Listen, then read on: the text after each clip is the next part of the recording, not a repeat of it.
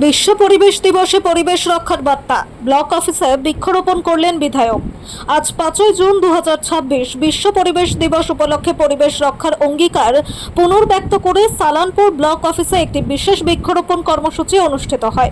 ক্রমবর্ধমান দূষণের মুখে প্রকৃতির সবুজ রক্ষা করা এবং বৃক্ষরোপণ সম্পর্কে জনসচেতনতা বৃদ্ধি করাই ছিল এই কর্মসূচির প্রধান উদ্দেশ্য। এই অনুষ্ঠানে প্রধান অতিথি হিসেবে উপস্থিত ছিলেন বারাবণী বিধায়ক অরিজিৎ রায়, ব্লক অফিসার দেবাঞ্জন বিশ্বাস, পঞ্চায়েত সমিতির সভাপতি কৈলাসপতি মণ্ডল, সহ সভাপতি বিদ্যুৎ মিশ্র এবং ব্লক যুগ্ম অফিসার রবি সৌরভ। এদিন বিধায়ক ব্লক অফিসের নিকটবর্তী সভাকক্ষের বাইরে বিভিন্ন ধরনের গাছ লাগিয়ে উৎসাহের সাথে এই অনুষ্ঠানে অংশগ্রহণ করে।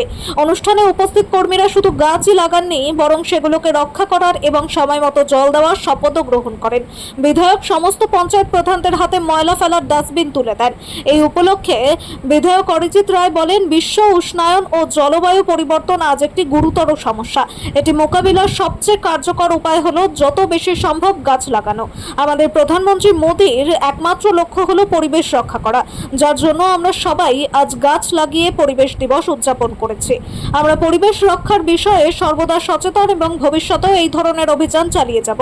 অনুষ্ঠানের শেষে সকলে পরিবেশ রক্ষার শপথ নেন এবং এলাকাটিকে পরিচ্ছন্ন ও সবুজ করে তোলার আহ্বান জানান। এই মহৎ উদ্যোগকে সফল করতে ব্লকের প্রধান কর্মকর্তা ও সদস্যদের পাশাপাশি স্কুলের কন্যাশ্রী ক্লাবের ছাত্রীরাও সক্রিয় ভূমিকা পালন করেছে। আমাদের আজকে সালানপুর ব্লক উন্নয়ন আধিকারিকের উদ্যোগে আজকের এই যে আমাদের আজ সারা রাজ্যব্যাপী যে অনুষ্ঠান, যে একটা গাছ নিজের মায়ের নামে, তো আজ বিশ্ব পরিবেশ দিবসে আমরা সকলে এই অঙ্গীকার করলাম এবং সংকল্পবদ্ধ হলাম যে আগামী দিনে যে সবুজ ধ্বংস হয়ে যাচ্ছে আমাদের সেই সবুজকে বাঁচাতে, এবং যার ফলে যে গ্লোবাল ওয়ার্মিং থেকে শুরু করে সমস্ত যে আগামী দিনের যে ভবিষ্যৎ, সেই ভবিষ্যতের একটা মানে কালো দিক ঘনিয়ে আসছে। তো সেটা থেকে আমাদের নিজেদের বাঁচতে, সমাজকে বাঁচাতে এবং পৃথিবীকে বাঁচাতে আমাদের আগামী দিনে এই সবুজকে বাঁচাতে হবে, রক্ষণাবেক্ষণ করতে হবে। এবং শুধু এইটা আনুষ্ঠানিকভাবে নয়, এটা যেন আগামী দিনে আরও রেগুলারাইজভাবে আমরা এই বৃক্ষরোপণ গোটা এলাকা জুড়ে করি। কারণ আমরা শিল্পাঞ্চল এবং বিশেষ করে এখানে খনি এলাকা, তো এখানে পরিবেশের দূষণটাও একটু বেশি। তো সেই মাননীয় প্রধানমন্ত্রী নরেন্দ্র মোদীজির যে উদ্যোগ এবং আমাদের সরকার এই বিষয়ে যথেষ্ট সচেতন এবং উদ্যোগী, এবং আগামী দিনে আমরা এই বৃক্ষরোপণকে আরও অগ্রগতির সাথে সেই সঙ্গে ডাস্টবিনও দেওয়া হলো।